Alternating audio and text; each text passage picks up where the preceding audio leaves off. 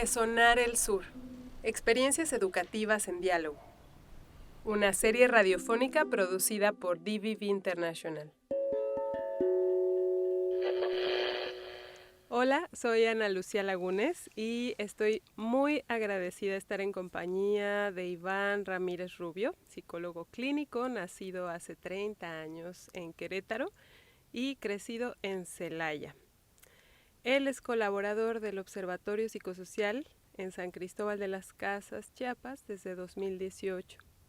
Desde ahí busca posicionar la visión sobre cómo gestionamos la realidad emocional en la sociedad, cómo son nuestras resistencias y convivencia con nuestros dolores a nivel estructural, visibilizando las implicaciones políticas de la salud mental. A Iván le encanta leer matemáticas, minificción y poesía. Muchas gracias, Iván, por aceptar conversar con nosotros. No, gracias a ustedes.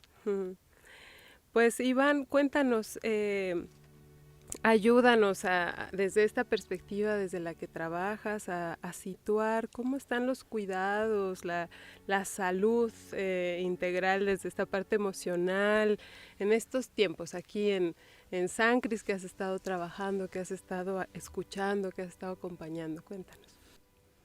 Siempre he estado con ese sensor, ¿no?, ahí encendido de cómo poder compartir lo que sé, ¿no? Y también lo que he caminado, ¿no? Entonces, actualmente en el Observatorio Psicosocial llevamos el proyecto del Cielo Estrellado. El Cielo Estrellado es un proyecto de salud mental universal, ¿no? Entonces, donde varios recién egresados, psicólogos y psicólogas de las universidades locales, pues son capacitados, ¿no?, para poder llegar a otras periferias, ¿no? Actualmente el grupo tiene interés en trabajar con adultos mayores en asilos, con hombres en centros de rehabilitación, ¿no? Entonces, yo siento que me estoy dando cuenta de algo que yo venía sospechando, ¿no? De que hay un montón de ganas de hacer cosas, pero hace falta que nos tejamos entre nosotros, nosotras, ¿no? Entonces, yo podría decir que en sí mismo, San Cristóbal de las Casas es una ciudad donde existen muchísimas economías alternativas, ¿no?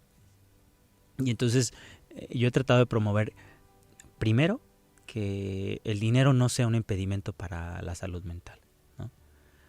Desde la persona que llega a verme al consultorio o que quiere una primera sesión, claro que tengo que vivir, ¿no? Eso también tiene que ver los cuidados del propio cuidador. Tengo que vivir de algo, pero sin duda creo que cuando se posiciona el acceso de un servicio como el de la salud mental o el del bienestar del corazón como algo no negociable o como algo que puede implicar un diálogo, ¿no?, un trueque, un intercambio, yo creo que dignifica las dos partes, ¿no? Entonces también el proyecto de Cielo Estrellado intenta que los próximos acompañantes o los próximos terapeutas que están siendo capacitados también tengan esta sensibilidad, ¿no? De podernos financiar lateralmente, ¿no? Y que también ellos se sientan en confianza, ¿no?, como para proveer tanto primeros auxilios psicológicos o enfoques de terapia breve, ¿no?, o acompañamiento psicosocial en esas redes, o en esas periferias más bien. Entonces, sí creo que estando de este lado, ¿no?, con esta perspectiva política de la salud mental, me parece que estamos haciendo algo, ¿no? Estamos horadando un poquito ahí las estructuras que nos separan, las estructuras que nos hacen pensar entendimientos individualistas, ¿no? También del sufrimiento, ¿no?, que yo soy responsable, que no tengo un cambio, ¿no?, o que mi vida ya va a derivar en eso, ¿no? Como dato al margen, también pertenezco a una red de de psicoterapeutas para la prevención del suicidio con la compañera Kiki. Y es algo que está muchísimo, muy subterráneo, pero la tasa de suicidios a nivel altos es altísima, ¿no? Entonces, si entrecruzamos todo ese enredo, ¿no?, de problemáticas, me parece que la idea de colectividad tiene muchísimo que ver respecto a los cuidados a nivel local. Sí, gracias Iván. Has mencionado un montón de cosas en las que me gustaría ir profundizando, pero de entrada creo que el rescatar la importancia de darle lugar al sufrimiento, de darle lugar a la vulnerabilidad y cómo se sostiene eso, entre quiénes se está sosteniendo, quiénes lo están escuchando, cómo nos entretejemos para ello, me parece fundamental, ¿no? Este proyecto de Cielo Estrellado, ¿quiénes son estos psicólogos, psicólogas egresadas? ¿De qué universidades? ¿De dónde son? ¿Edades? Bueno, no digas nombres, no vamos a ser comerciales, pero bueno, si son universidades de aquí, de San Cris, ¿no?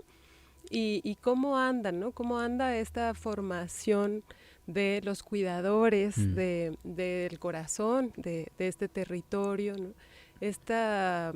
Y si tienes alguna información sobre esto que nos dices sobre la alta tasa de suicidios en los Altos de Chiapas, si nos ubicas un poquito más, si hay más incidencia a lo mejor en jóvenes o mujeres, no sé cómo, nada más me imagino, pero si nos puedes describir un poquito más sobre eso.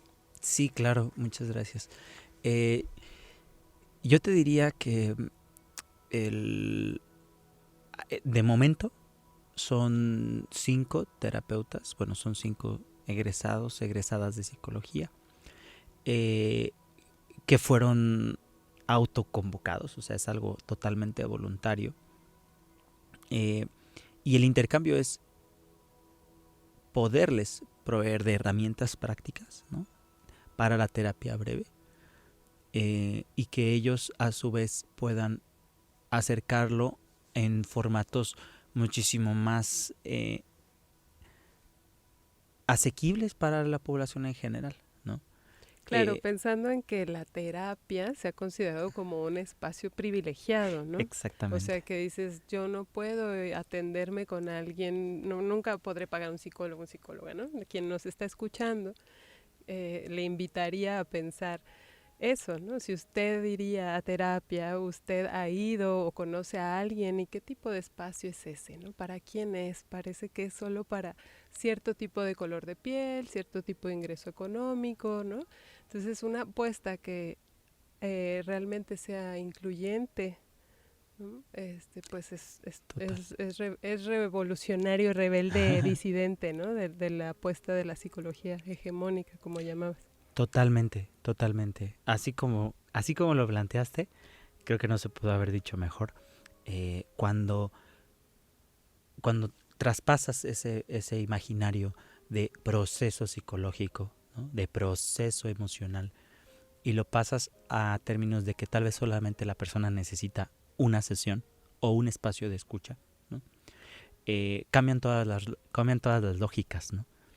Porque hasta los mismos compañeros, yo mismo fui escolarizado desde sistemas más, o sea, que eran más objetales, o sea, hacían objeto la relación que hay entre humanos, ¿no?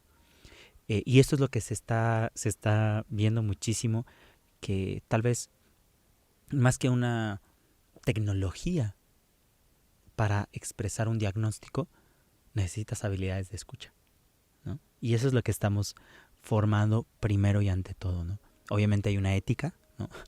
Mi cédula de por medio va ahí, pero en este sentido creo que hay otros territorios que tienen muchísimo más avances en servicios de consejería, en servicios pastorales, por ejemplo, de escucha, en servicios grupales.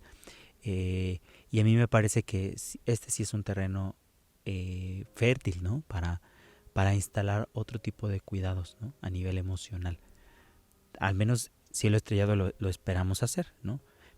También, como te dije, ¿no?, que A veces la economía es elitista para, si ya estás pagando un montón de servicios, pues pensar en servicios de psicología a veces lo dejas al margen, ¿no? Y sobre la tasa de suicidios, tiene que ver, por ejemplo, el alto porcentaje de migración, que generalmente son jóvenes otziles quienes aspiran a un trabajo en la Riviera Maya o en Baja California, ya ni siquiera el sueño americano de irse a Estados Unidos, ¿no? Sino a estos centros poblacionales turísticos, ¿no? Masivos, que instalan otra ideología en chicos, generalmente son hombres, ¿no?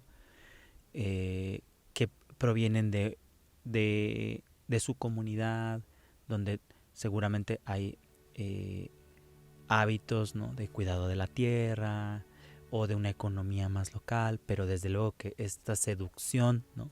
de tener el celular del año, de tener como otro tipo de pretensiones más materialistas. O de acceso a esos servicios y posibilidades también. Exactamente. Pues obviamente acarrea en frustración, ¿no? Acarrea en que, y esto se vio mucho en la pandemia, ¿no? Muchísimos negocios que fueron cerrados, y eso implicó un retorno, ¿no? De muchísimos habitantes de aquí de la región, y pues yo diría que no hay datos precisos, o hasta este momento no hay datos precisos, pero lo que se tiene en el mapa como sociedad civil es que hubo un repunte desde hace 1 año y medio de casos de suicidio a nivel local. Claro. Y en este sentido, Iván, bueno, ahí esperemos que nos estén escuchando personas que se dediquen a la educación, a procesos formativos, a acompañar a otras personas, ¿no? Y en este contexto en el que está habiendo una frustración intensa, un sufrimiento más constante, reiterado, agudo, desde esta experiencia de proveer herramientas de escucha, de intervención en crisis a otros colegas, ¿tendrías algunas recomendaciones, tips, sugerencia básica que darle a educadores en este contexto, ¿no? De cómo se le da lugar al sufrimiento también en los procesos de aprendizaje, ¿no? Hay compañeras que nos han platicado también en estos espacios de conversación de las cápsulas, lo importante que es para ellas en sus procesos educativos darle lugar a los cuidados, darle lugar al cuerpo, escuchar cómo estamos, ¿no? Y es una apuesta que va apenas, parece naciendo en el espacio educativo, parece como si el aprendizaje fuera solo racional, ¿no? Y ¿tú qué pensarías, qué sientes ahora que te planteo esta parte de cómo le daríamos lugar a lo que dice el corazón en estos procesos de aprender, de comunidades de aprendizaje? Claro. Se me pone así chinita la piel porque me acuerdo de los grupos de hombres que hemos estado llevando en la consultoría. Y creo que ante todo un proceso formativo de educación y aprendizaje, cuando está habitado en algo relacionable la persona, es terapéutico en sí mismo. Cuando preguntamos antes que inferir o interpretar, ¿no? Generalmente es esa invitación, también por términos operativos y por términos de economía, ya dar por hecho de que llegamos con ciertos patrones de comportamiento que hay que ir moldeando, ¿no? Cuando en realidad partimos del hecho desde las prácticas narrativas, y eso también forma parte del observatorio psicosocial, que la persona es experta de sí misma, ¿no? Entonces, obviamente, cuando empezamos a conversar con los hombres en los grupos, ellos mismos se dieron cuenta de que el espacio no estaba cuestionándolos, ¿no? Y no sé si te conté aquella vez cuando un chofer me encaró al final de una sesión y me encaró y me dijo, ¿tú cómo nos ves? Porque la gente nos ve como holgazanes, nos ve como violentos, como groseros, como irrespetuosos. Tú meterías las manos al fuego por nosotros, ¿no? Y yo creo que independientemente de lo que yo le respondí en ese momento, rescato que esa persona estaba, a mí me parece que estaba en una dialéctica personal, ¿no? Estaba en un conversatorio filosófico consigo mismo, ¿no? Porque el espacio no lo cuestionaba, porque yo creo que se permitió en este espacio formativo de psicoeducación para las masculinidades no violentas encontrar él solo las respuestas. O sea, no lo estabas cuestionando o imponiéndole un modelo de buen hombre que tendría que Claro. ser, sino es un espacio, un proceso de reflexión. Cuéntanos un poquito más cómo es este proceso psicoeducativo con los hombres que has estado trabajando.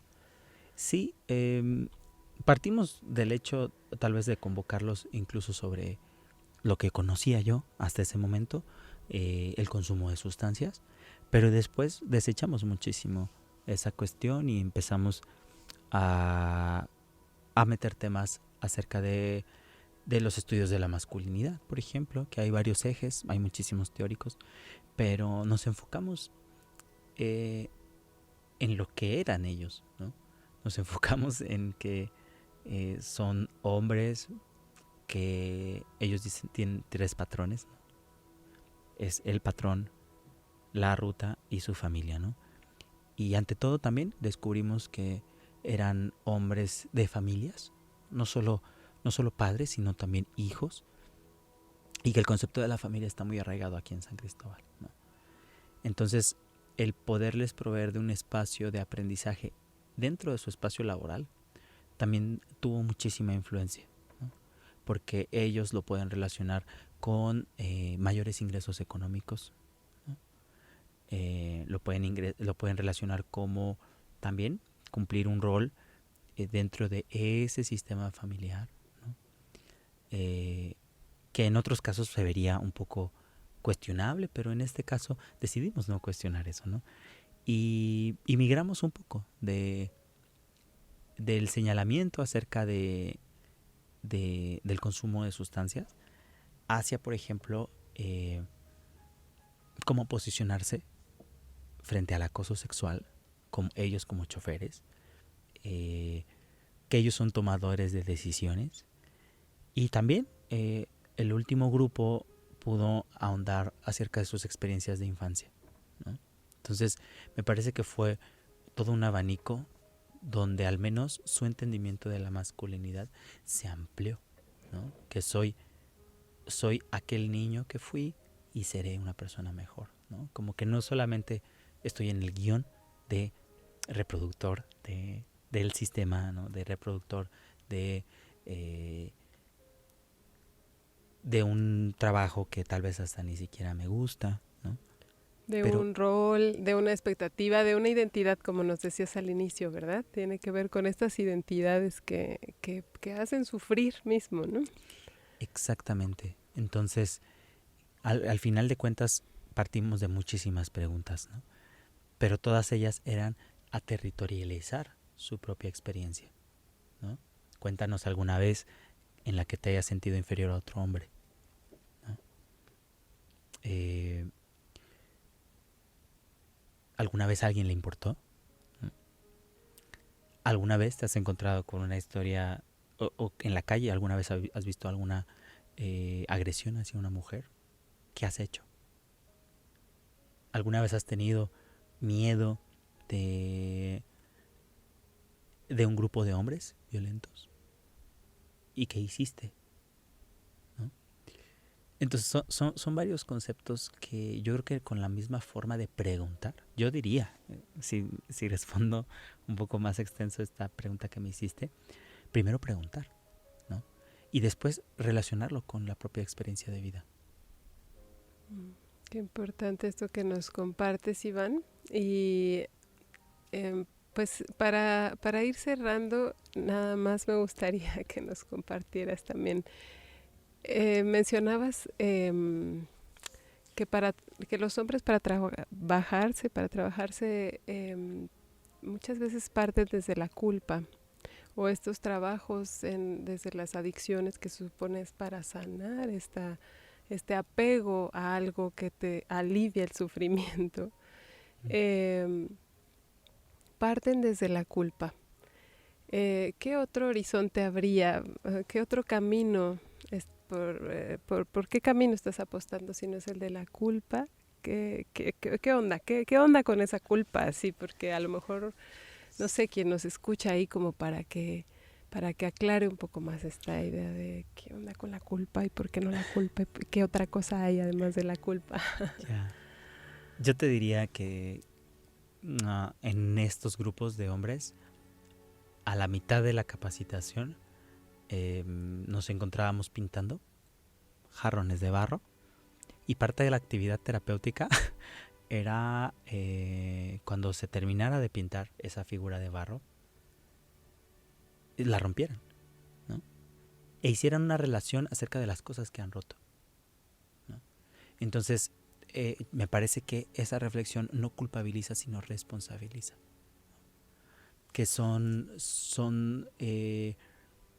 personas, son hombres que eventualmente han ido contra la corriente, ¿no?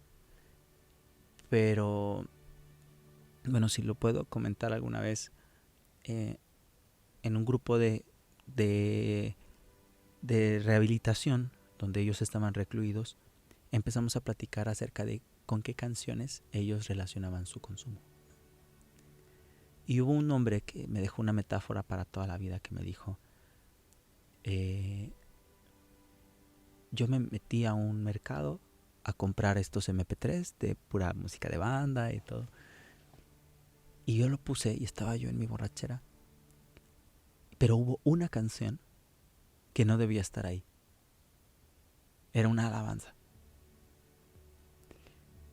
Y en ese momento dejé de tomar y me puse a llorar. Entonces, si yo tomara esta metáfora, creo que vamos buscando esos momentos donde ya no tocamos la canción hegemónica o machista o violenta, ¿no? Sino buscar todos esos momentos en donde rompemos el pacto, ¿no?